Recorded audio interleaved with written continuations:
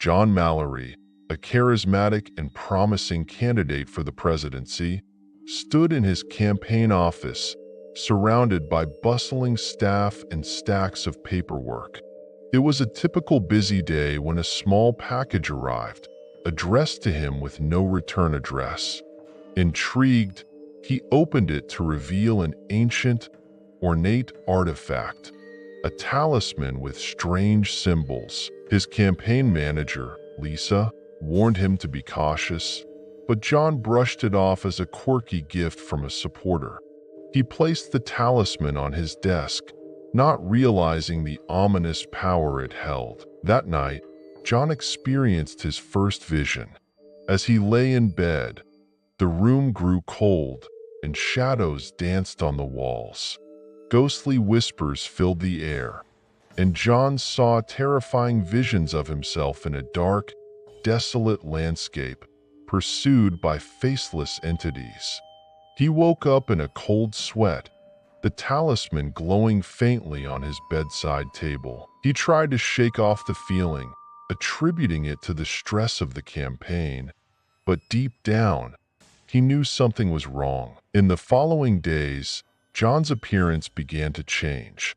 Dark circles formed under his eyes, and his once vibrant complexion turned ashen. His staff noticed but attributed it to the stress of the campaign. John, however, knew it was something more. The talisman seemed to hum with an unsettling energy. He could feel its presence, a constant reminder of the dark visions that plagued his nights. During a crucial televised debate, John felt an overwhelming sense of dread. As he spoke, his voice suddenly distorted, echoing with an otherworldly tone. The audience gasped, and his opponent seized the moment to ridicule him. John could see malevolent faces in the crowd, their eyes glowing with an eerie light. He stumbled through the rest of the debate, his confidence shattered. The media was quick to pounce, speculating about his health and fitness for office. Desperate for answers, John and Lisa visited an occult library. They pored over ancient texts, searching for clues about the talisman. Lisa found a reference to a powerful curse tied to the artifact, which could bind a person's soul to a malevolent spirit. The only way to break the curse was to return the talisman to its rightful place. John felt a glimmer of hope, but knew that finding the location would be a daunting task. John's nightmares grew worse. He thrashed in his sleep, screaming as shadowy figures tormented him. He saw visions of his own demise, his body twisted and broken, surrounded by laughing specters.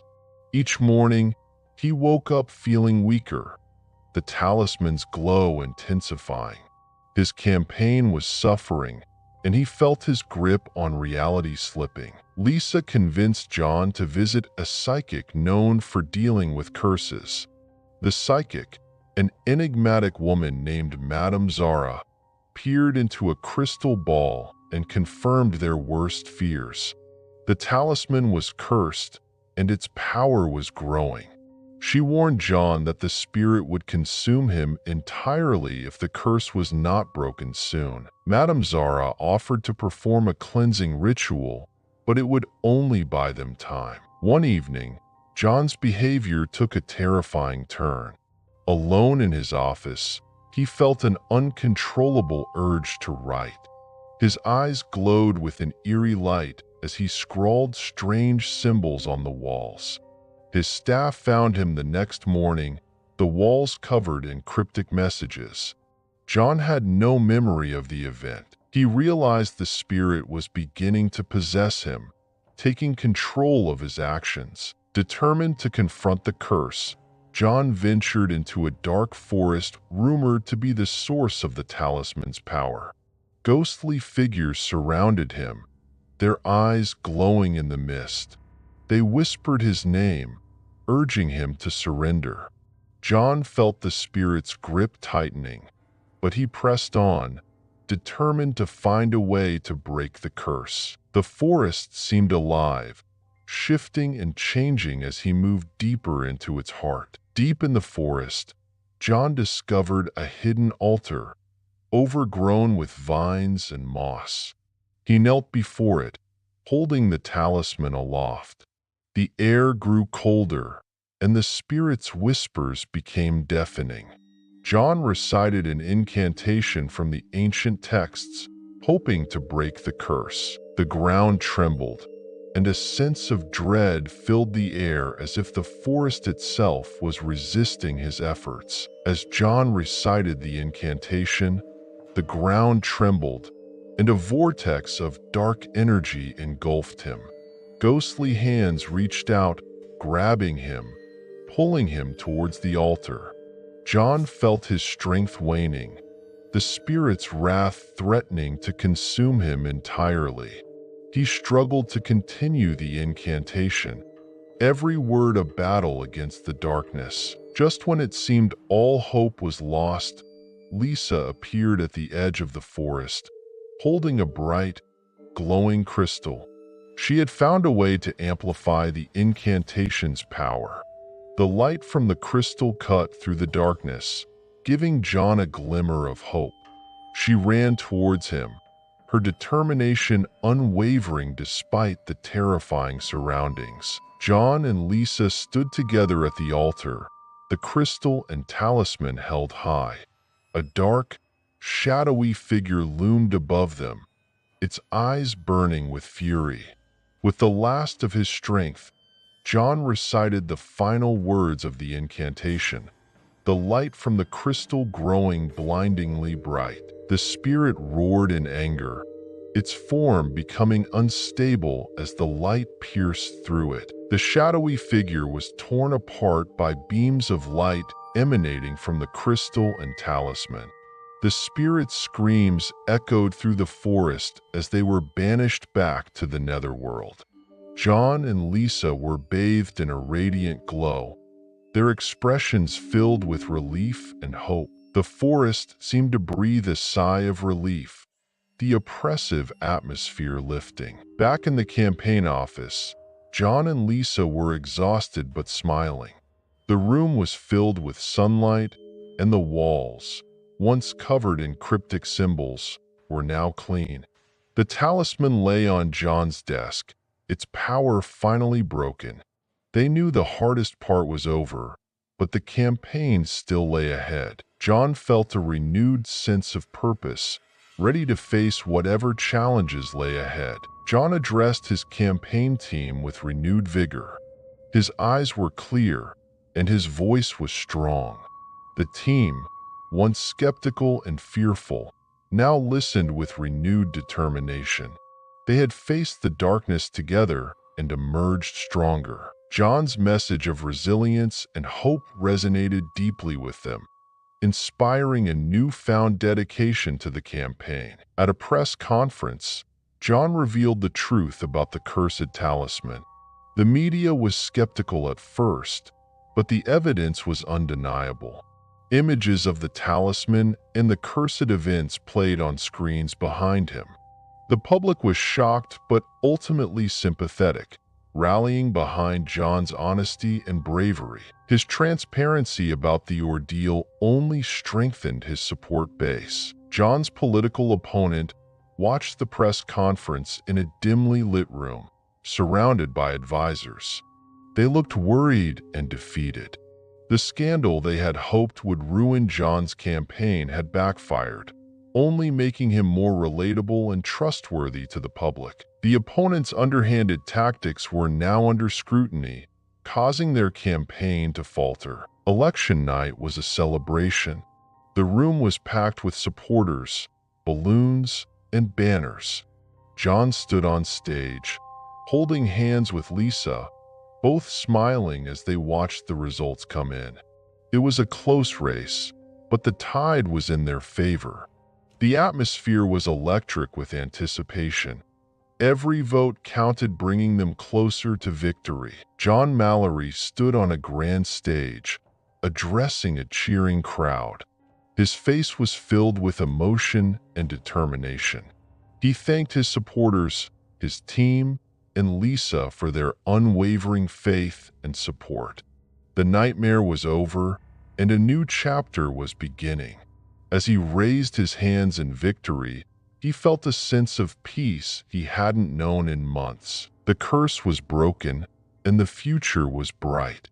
His journey from darkness to light had inspired many, and his presidency promised to be one of hope and resilience. I arrived at the Olympic Village, a sprawling complex bustling with athletes from all corners of the globe. The excitement in the air was palpable, and the anticipation of competing on such a grand stage filled me with both pride and nerves. As I settled into my room, an unshakable feeling of being watched crept over me. I glanced around, half expecting to see someone there, but there was nothing, just the whisper of the wind against the window. As I unpacked my bags, my roommate Sarah broke the ice with a nervous laugh. "Have you heard the rumors about this place being haunted?" she asked, her eyes wide with mischief. I chuckled, thinking it was a joke to scare the newcomers, but the serious look on her face told me otherwise. "People say they've seen things, heard things," she continued. Her voice dropped to a whisper, and I felt a chill despite the warm afternoon sun pouring through the window. That night, as I lay in bed, I heard footsteps echoing in the hallway outside our room. At first, I dismissed them as other athletes returning from late-night training sessions. But then the footsteps stopped abruptly, right outside our door, lingering for a moment before continuing down the corridor. I held my breath, my heart pounding in the silence. I wanted to believe it was nothing, yet a deep-seated instinct told me otherwise. The next morning, I woke up shivering despite the warmth of the weather. I rubbed my arms to ward off the chill and glanced at Sarah, who was already awake and wrapping herself in a blanket.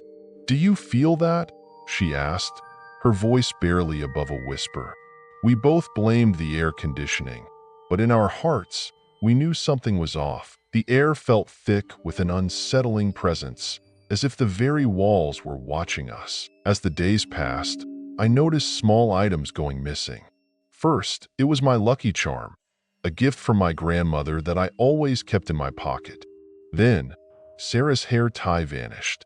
We joked about the ghost having a penchant for trinkets, but the underlying fear was real. Each time something disappeared, I felt a tug of unease, as if we were being taunted by an unseen force. One evening, after a grueling day of training, I returned to our room to find a message scrawled on the bathroom mirror: "Leave before it's too late."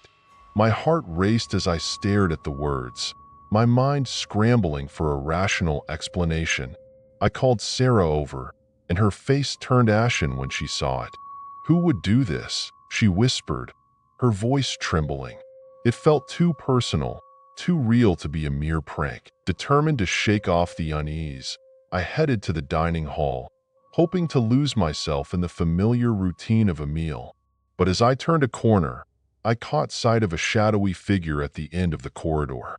I blinked, and it was gone, leaving behind an eerie silence. A chill ran down my spine, and I quickened my pace, trying to outrun the feeling of being watched by unseen eyes. That night, I was jolted awake by a cacophony of whispering voices. They seemed to seep from the walls, speaking in a language I couldn't understand. I lay frozen in bed, listening as the whispers swirled around me, my heart pounding in my chest.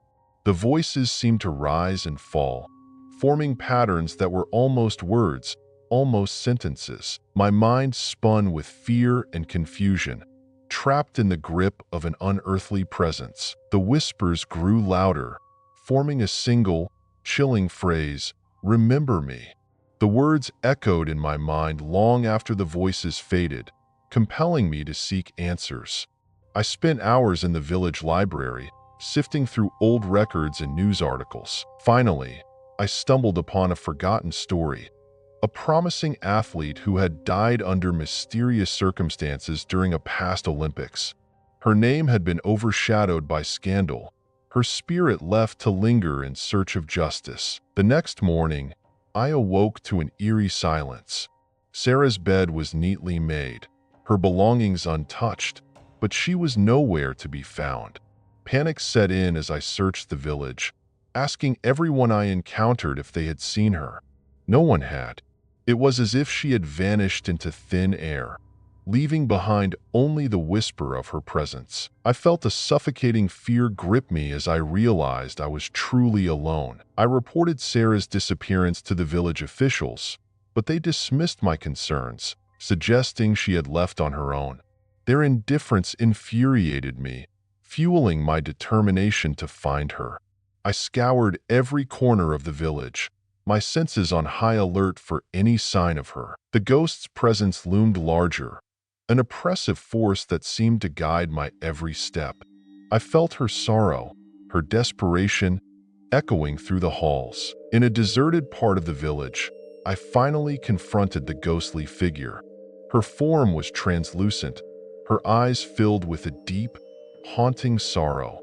She reached out to me, her voice a whisper in my mind, "Help me find peace." The plea resonated with a chilling clarity, and I realized she wasn't trying to harm us.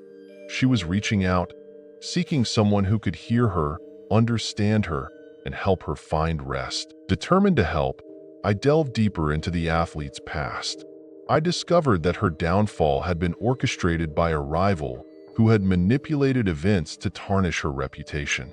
The truth had been buried, her name smeared by deceit and betrayal. I realized that her spirit lingered because her story had never been told, her achievements overshadowed by scandal.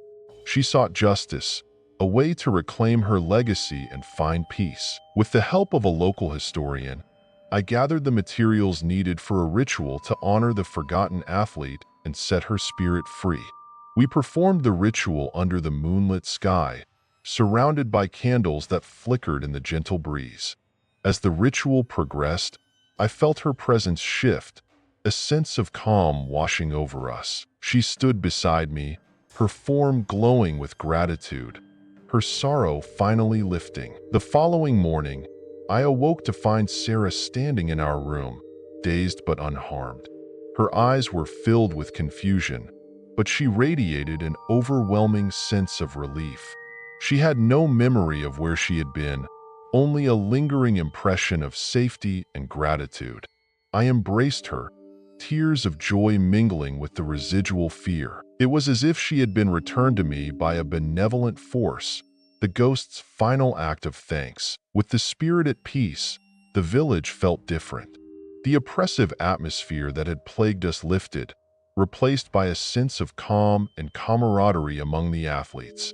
Laughter echoed through the halls, the tension of the previous weeks forgotten. I felt a lightness in my heart, a new appreciation for the unity and spirit of the Olympics, now untainted by the shadows of the past. Before leaving the village, I visited the spot where I had first encountered the ghost.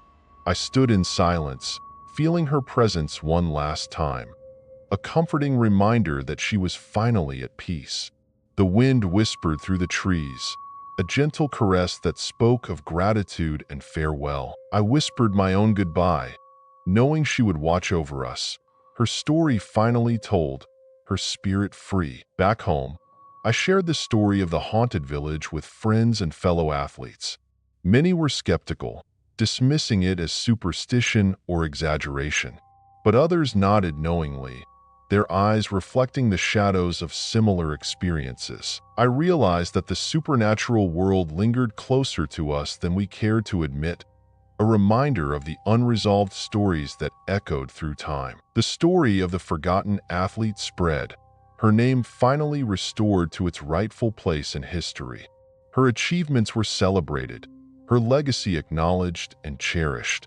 The scandal that had tarnished her reputation was exposed, the truth finally emerging from the shadows. Her spirit, once lost and forgotten, now shone brightly, a beacon of hope and resilience. Though the village was no longer haunted, I sometimes felt a gentle presence during competitions, a whisper of encouragement and pride. I knew she was watching over us, cheering us on from beyond, her spirit entwined with the spirit of the Olympics. Her legacy lived on, a testament to the power of truth and the resilience of the human spirit.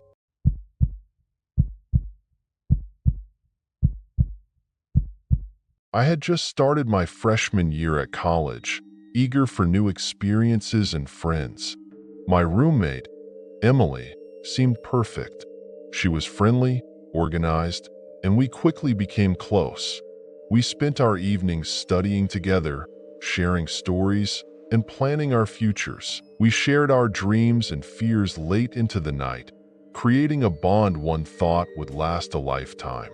But everything changed when Emily vanished without a trace. One night, Emily didn't come back to our dorm. At first, I wasn't worried. She often stayed out late with friends, and it wasn't unusual for her to crash at someone's place after a night out. But as the hours passed, a gnawing feeling of unease set in. Her phone went straight to voicemail, and none of our friends had seen her. I tossed and turned in bed, trying to shake off the growing sense of dread. The next morning, I reported her missing to the campus security. They assured me they'd look into it, but their lack of urgency frustrated me. They treated it like any other missing person case, assuming she'd turn up soon. But I knew Emily. This wasn't like her. I decided to take matters into my own hands, retracing her steps from the previous day. I visited her usual hangouts, spoke to her friends, and even checked her favorite coffee shop. No one had seen her. While going through Emily's belongings, her phone rang. It was a restricted number. I answered, my heart pounding in my chest, but there was only static on the other end. Just as I was about to hang up, a faint whisper came through, "Help me." My blood ran cold.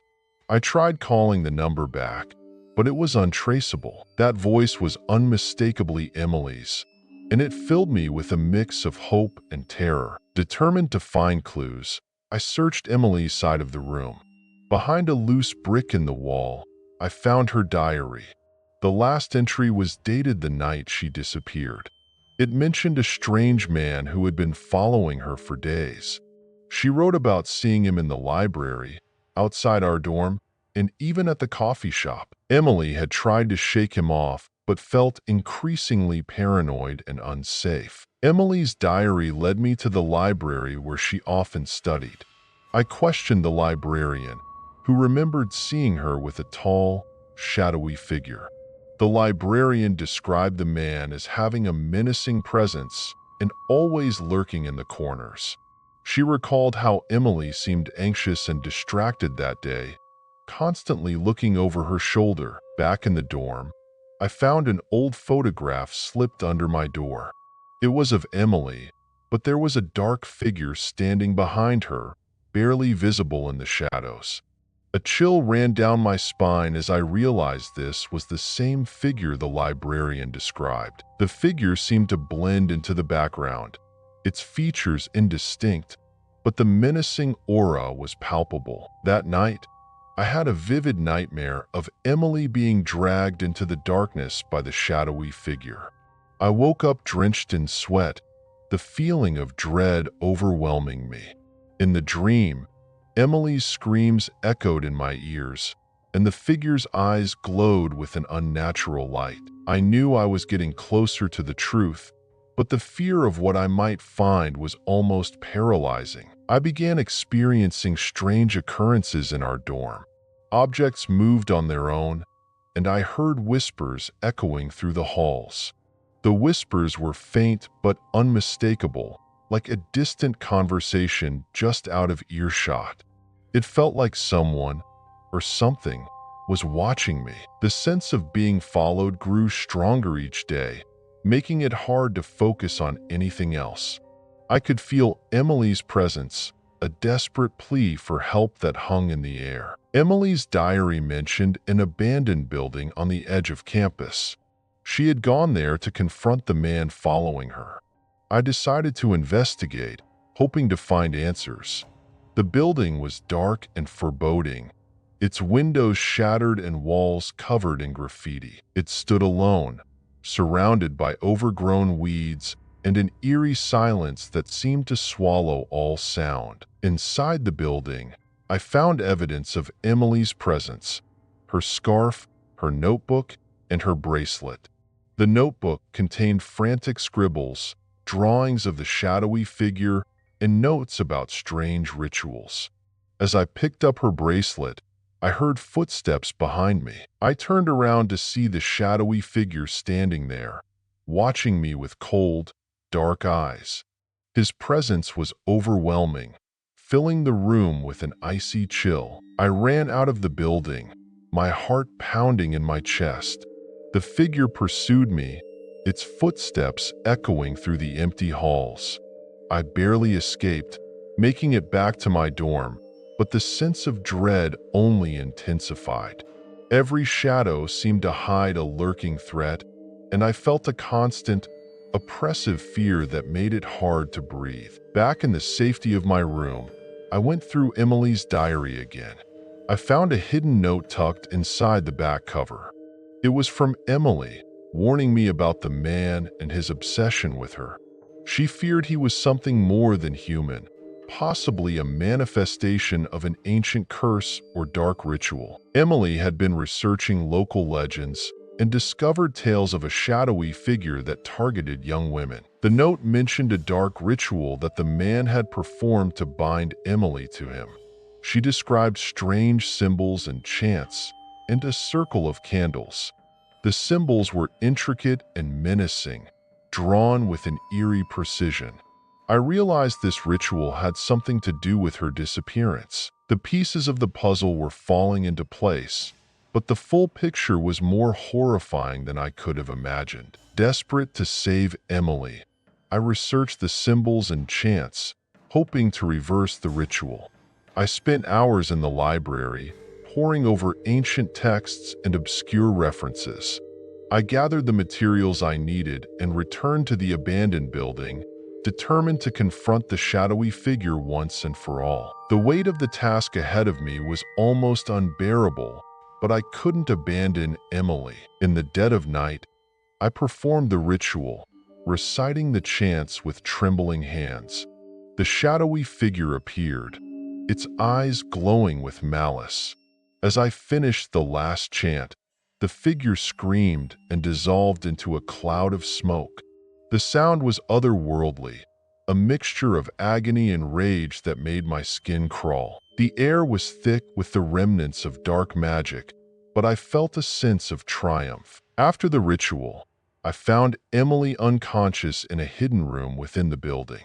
She was weak but alive. Her skin was pale, and she shivered uncontrollably, but she managed a faint smile when she saw me.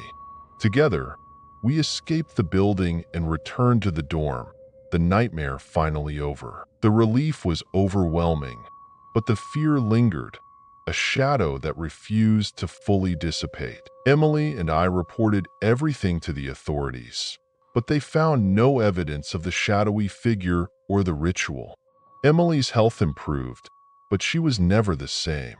The experience had left her scarred, both physically and emotionally. She had nightmares and struggled with anxiety, always looking over her shoulder as if expecting the figure to return. Life slowly returned to normal, but the memory of the ordeal lingered. Emily and I remained close, bonded by the harrowing experience. We never spoke of the shadowy figure again, but we both knew it had left a lasting mark on our lives. Our bond was deeper, forged in the crucible of fear and survival. Years later, I still wonder about the true nature of the shadowy figure and the dark ritual. Sometimes I catch a glimpse of a shadow out of the corner of my eye, and the feeling of being watched returns. I can't help but wonder if the nightmare is truly over. The unanswered questions haunt me, a reminder that some mysteries are never fully resolved.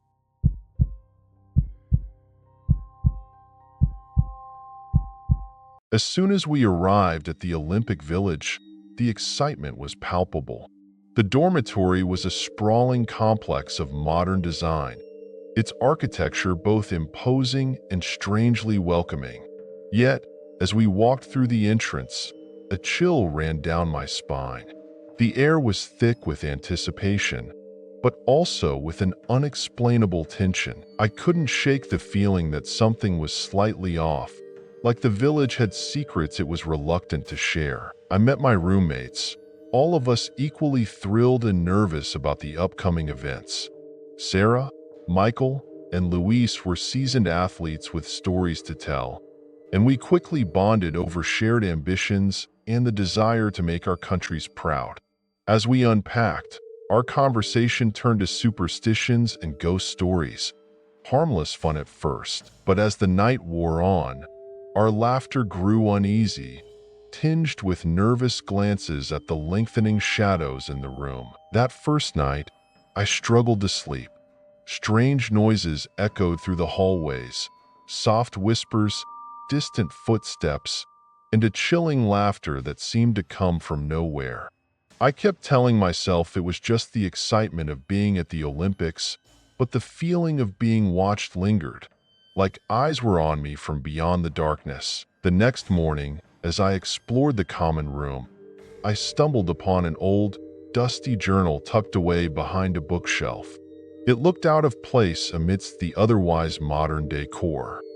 Flipping through its yellowed pages, I found cryptic notes and warnings from previous athletes about unexplained occurrences in the dormitory. Their words were filled with fear, and I couldn't shake the feeling that they were trying to tell me something important. As we trained and competed, the dormitory continued to unsettle us.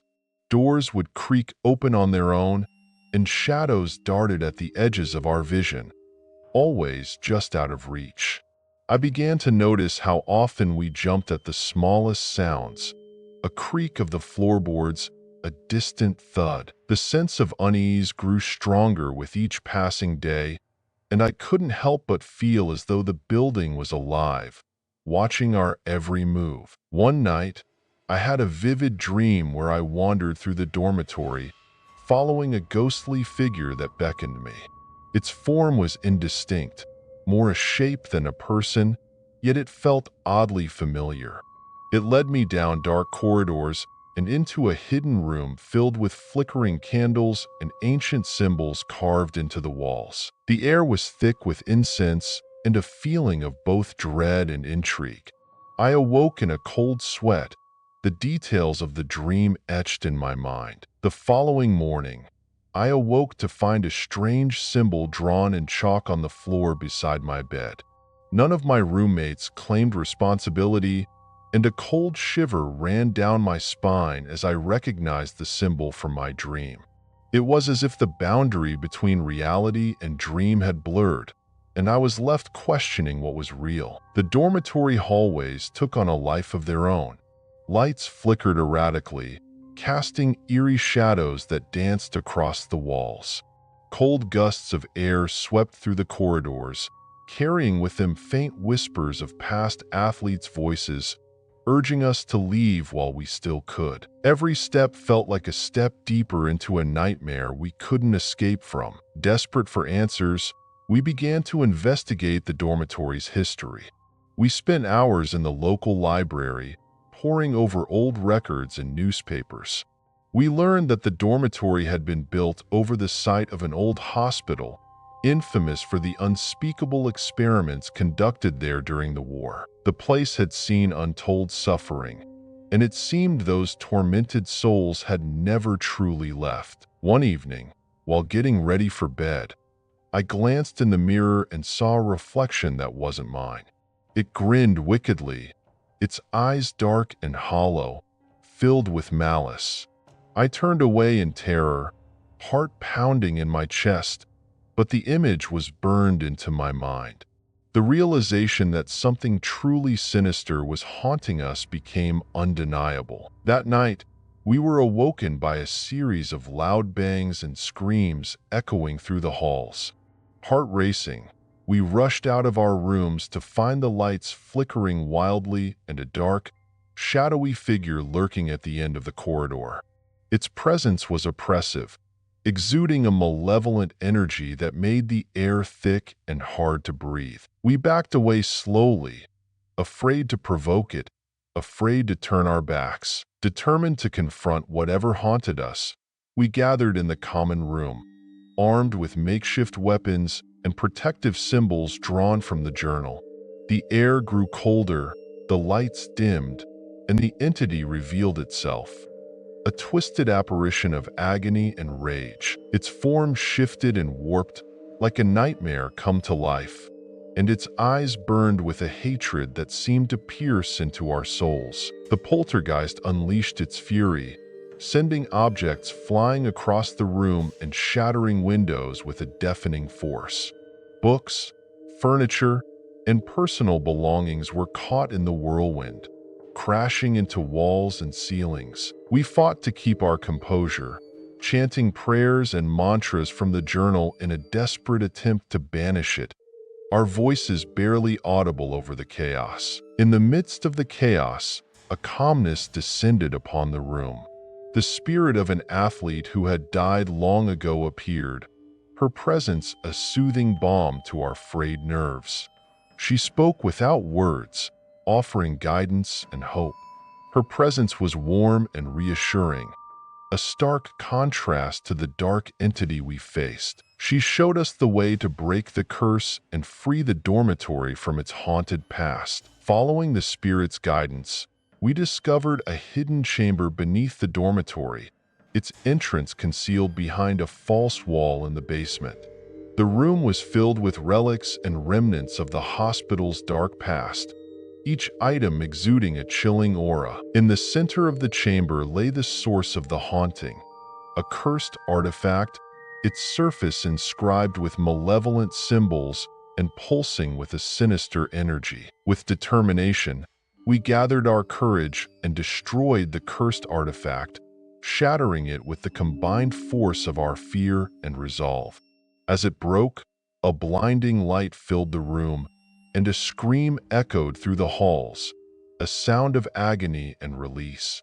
The oppressive darkness that had haunted us lifted, leaving us exhausted but relieved. The air felt lighter, the dormitory finally at peace. The spirit of the deceased athlete appeared once more, her face serene and free of the burden she had carried. She thanked us for freeing her and the dormitory from the curse, her words echoing softly in our minds. With a grateful smile, she faded into the light, leaving us with a sense of closure and peace that had been absent for far too long. With the curse lifted, the dormitory returned to normal. The unsettling presence was gone, replaced by a feeling of tranquility and safety. We moved about freely, no longer glancing over our shoulders or jumping at shadows. The village seemed brighter, as if it too had been released from a long-held breath, and we could finally focus on our competitions without fear. As we prepared to leave the Olympic Village, we reflected on the harrowing experience. It had bonded us in ways we never imagined, forging friendships out of shared terror and triumph. We knew we'd carry the lessons learned with us forever. Lessons about bravery, resilience, and the strength found in unity. Even as we departed, a part of me couldn't shake the feeling that the dormitory still held secrets yet to be uncovered. As our bus pulled away, I glanced back one last time, half expecting to see a familiar shadow watching from the window. The village faded into the distance, but the memory of its haunted halls would stay with me, a reminder of the thin line between the seen and unseen.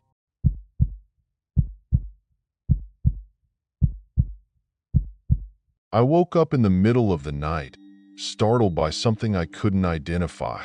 My heart was racing, though I couldn't recall any nightmare that might have caused it. As I tried to sit up, I realized something was wrong. My body wouldn't respond.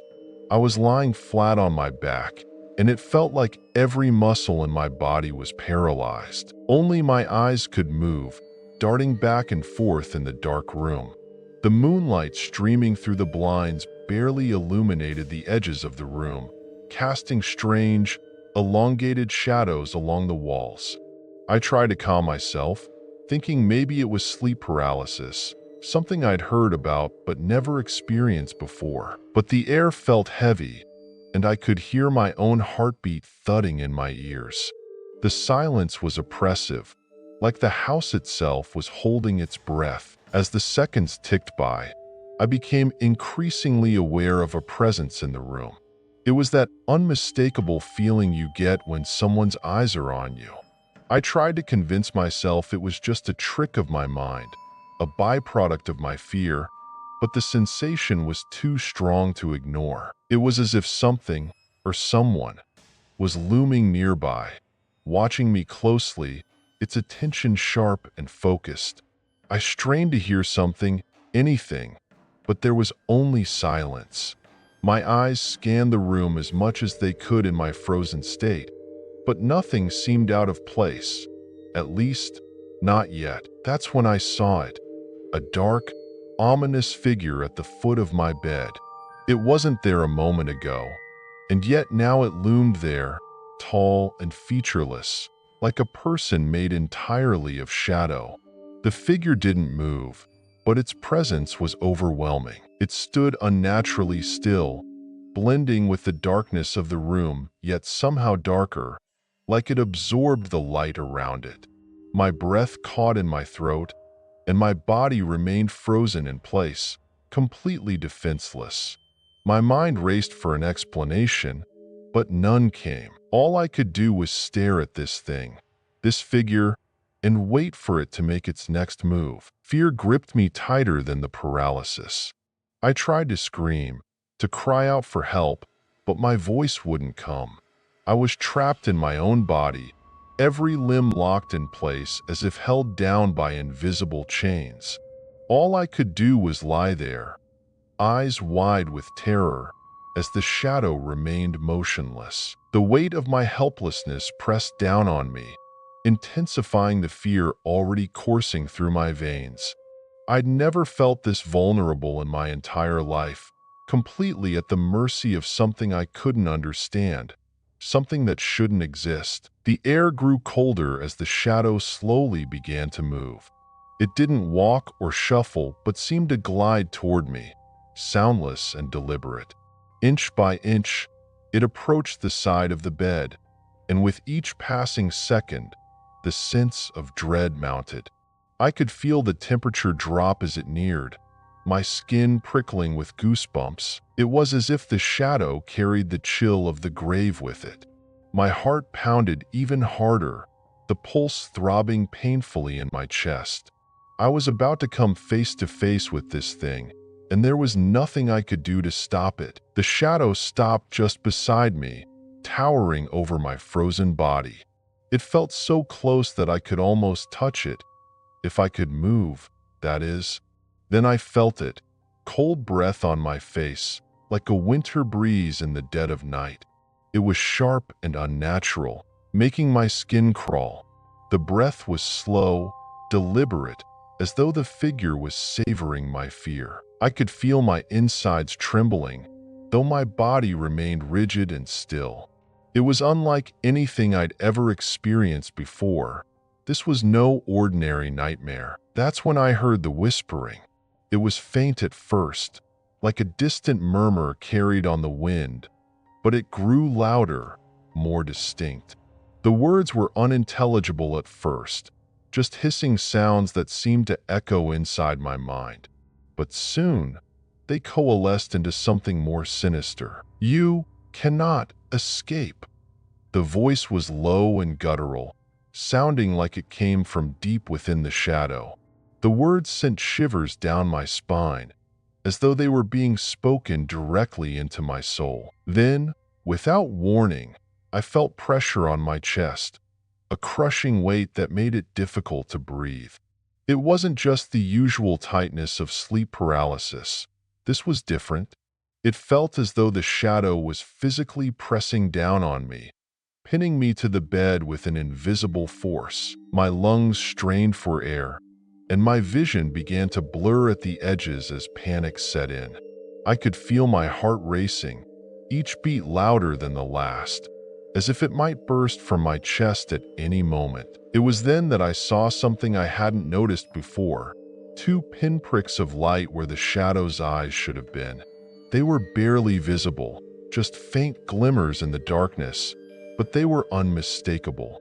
Those glowing eyes bore into me, filled with malevolence, as though the shadow was feeding off my terror. I could feel its gaze piercing through me, cold and merciless.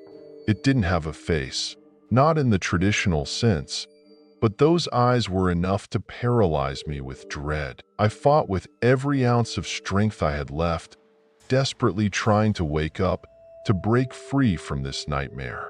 My mind screamed at my body to move, but nothing happened. I was still trapped, still powerless beneath the shadow's oppressive presence. All I wanted was to wake up, to escape this horror, but my body remained frozen in place. It felt like I was caught between two worlds, one where I was awake but couldn't move, and another where this shadow, had total control over me. Just when I thought I couldn't take it anymore, the shadow began to retreat, pulling back slowly. The crushing weight on my chest lifted, and I gasped for air, feeling the coldness leave my lungs. The whispering stopped, and the room fell into a deathly quiet. For a moment, I thought it was over, that I was free. My body was still paralyzed, but I could feel the tension easing. But something about the shadow's retreat felt wrong, as though it wasn't leaving but merely waiting for something. My relief was short-lived. The shadow paused at the foot of my bed again, standing completely still as though waiting for me to lower my guard. My heartbeat, which had just begun to slow, picked up again. The sense of dread returned with even greater intensity. I knew, deep down, that the shadow wasn't done with me yet. It was toying with me, letting me believe I had some semblance of control before it would strike again. The shadow didn't wait long before it began moving again, this time much faster than before. It glided toward me, more aggressive, more determined. I could feel the air growing colder once again, the familiar chill settling into my bones.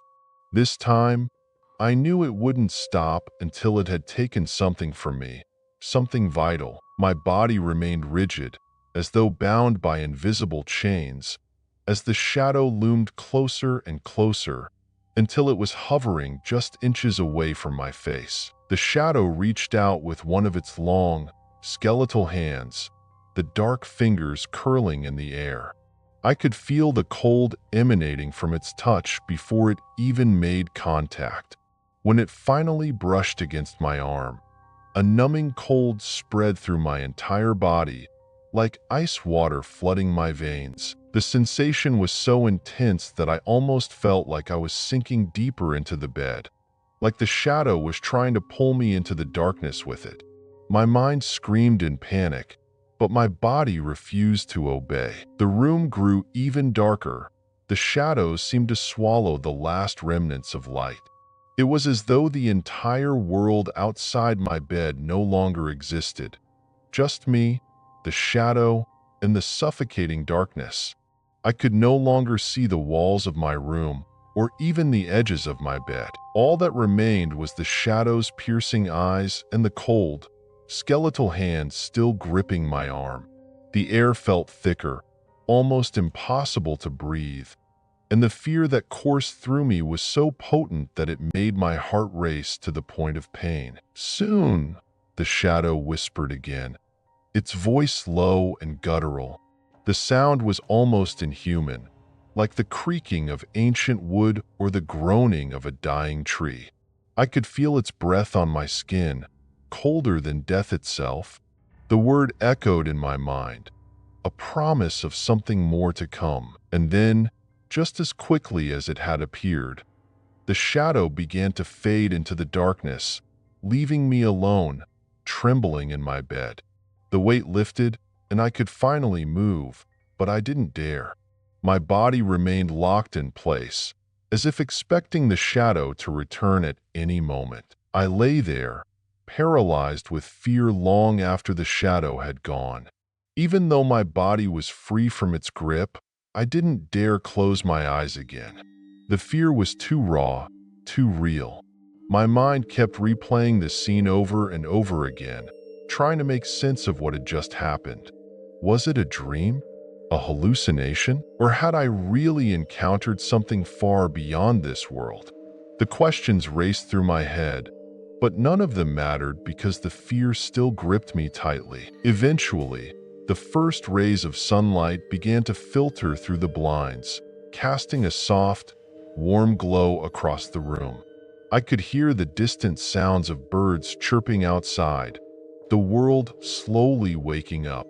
But inside, I was still trapped in the terror of the night. The shadows were gone, replaced by the comforting light of day, yet I couldn't shake the feeling that the shadow was still there, lurking just beyond the light, waiting for me to close my eyes again. As I finally sat up, every muscle in my body aching from the tension of the night, I heard a faint sound, a whisper, barely audible, but there. Soon, it repeated, the same guttural tone that had haunted me hours before. I froze, my heart leaping into my throat. The shadow wasn't gone. It was still here, waiting, watching. The sunlight felt weaker now, less comforting. I knew that it wasn't over. The shadow's promise echoed in my mind, a dark warning that would stay with me long after this night. For the rest of the day, I went through the motions of normalcy, but I couldn't shake the fear. I knew the shadow would return, that it was only a matter of time. Every time I closed my eyes, I saw its glowing eyes and felt its cold breath.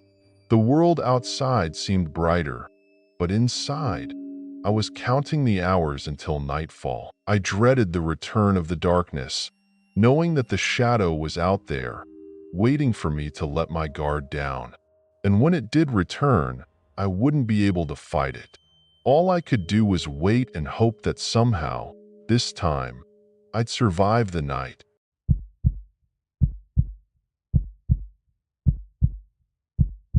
It was a typical Thursday night in New York City. The subway platform at 34th Street was nearly empty, save for a few late-night commuters scattered along the edges.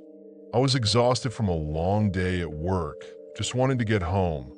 The train pulled into the station, its screeching brakes echoing off the tiled walls. I stepped inside and found a seat near the middle of the car, relieved to be off my feet. As the train doors closed, I noticed a man sitting directly across from me.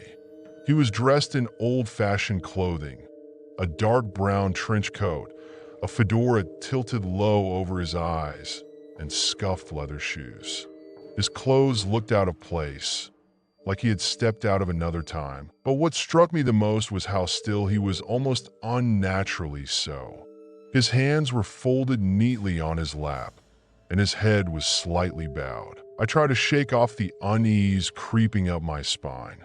Maybe he was just an eccentric old man, I told myself. But something about him felt wrong. His presence was unnerving, like he didn't belong there. I looked around the car, but no one else seemed to notice him. They were all absorbed in their own worlds, scrolling through their phones, listening to music, staring blankly out the windows. The train entered a tunnel, and the lights flickered as they often do. The brief darkness made my heart race, and when the lights came back on, I found myself staring at the man again. He hadn't moved an inch. His head was still slightly bowed, but now I could see his eyes peeking out from under the brim of his hat. They were dull, lifeless, like he was staring right through me. The air in the subway car felt thick, almost suffocating. It was like the presence of this man was weighing down on me. I glanced at the other passengers again, hoping someone else would notice, but they were all oblivious. My heart pounded in my chest, and I could feel sweat beginning to form on my forehead. I forced myself to look away, to focus on anything else, the ads on the walls, the flickering lights, the passing tunnel. But no matter what I did, my gaze kept drifting back to him. It was like he was pulling me in, demanding my attention. I felt like I was losing control, like I was trapped in this moment with him. Suddenly, the train came to an abrupt stop in the middle of the tunnel. The lights dimmed, but didn't go out completely. I could feel the car's slight sway as it came to rest, and the usual hum of the subway was replaced by an eerie silence. The atmosphere grew even more tense, the air heavy with anticipation. My eyes darted back to the man, but to my shock, he was no longer in his seat. I blinked, thinking maybe my eyes were playing tricks on me. But no, his seat was empty. I quickly scanned the car, searching for any sign of him. Maybe he had moved, maybe I just didn't see him get up. But the car was small, and there was no place for him to hide. The other passengers remained oblivious, lost in their own worlds. A cold chill ran down my spine, and I felt the hairs on the back of my neck stand up. It was as if the temperature in the car had dropped suddenly. The lights flickered again, casting long shadows on the walls. I could feel my heart pounding harder, and I realized I was holding my breath. Where could he have gone? Just as I was about to stand up, I heard it, a faint whisper, so soft it was almost imperceptible. I couldn't make out the words, but it sounded like it was coming from the end of the car. My heart raced as I strained to listen, but the whispering stopped as quickly as it had started. The silence that followed was deafening. The train started moving again, slowly at first, then picking up speed. I kept my eyes on the end of the car, half expecting to see something emerge from the darkness.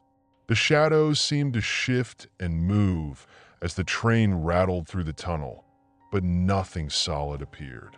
I could feel my pulse in my throat, and every nerve in my body was on edge. Then, out of the corner of my eye, I saw it, a quick movement like a flash of something darting across the aisle. I whipped my head around, but there was nothing there. Just the empty seats and the silent, oblivious passengers. I could feel my hands trembling as I clutched the edge of my seat, my mind racing with possibilities. The train emerged from the tunnel, and the lights stabilized. I let out a breath I didn't realize I was holding, trying to convince myself it was all in my head. But then, as we approached the next station, I saw him again. He was standing at the far end of the car, his back to me, staring out the window. I froze, my mind reeling. How did he get there without me noticing? The train slowed as it pulled into the station. I wanted to get up, to leave the car and get away from this man, but I couldn't move. It was like I was rooted to my seat, paralyzed by fear. The doors opened, and a few passengers got off, but I stayed put, my eyes locked on the man. He hadn't moved, hadn't turned around. He just stood there, as if waiting for something. As the train doors started to close, the man suddenly turned around. His eyes met mine, and I felt a jolt of pure terror. His face was pale, almost ghostly, and his expression was blank, devoid of any emotion. Then, just as the doors were about to shut completely, he stepped off the train, disappearing into the crowd on the platform. I was left sitting there, my heart pounding in my chest, trying to process what I had just seen. The train moved on, leaving the station behind. I was alone again, the other passengers having exited at the last stop. I felt drained, like all the energy had been sucked out of me. I kept replaying the encounter in my mind, trying to make sense of it. But no matter how I tried, I couldn't shake the feeling that I had just experienced something otherworldly. I stayed on the train until the last stop, too afraid to get off before then. When the train finally pulled into the terminal, I slowly gathered my things and stepped out onto the platform. The station was nearly deserted, and the silence was oppressive. I looked around, half expecting to see the man again, but there was no sign of him. As I walked toward the exit, I couldn't shake the feeling that I was being watched. I turned around, scanning the empty platform, but there was no one there.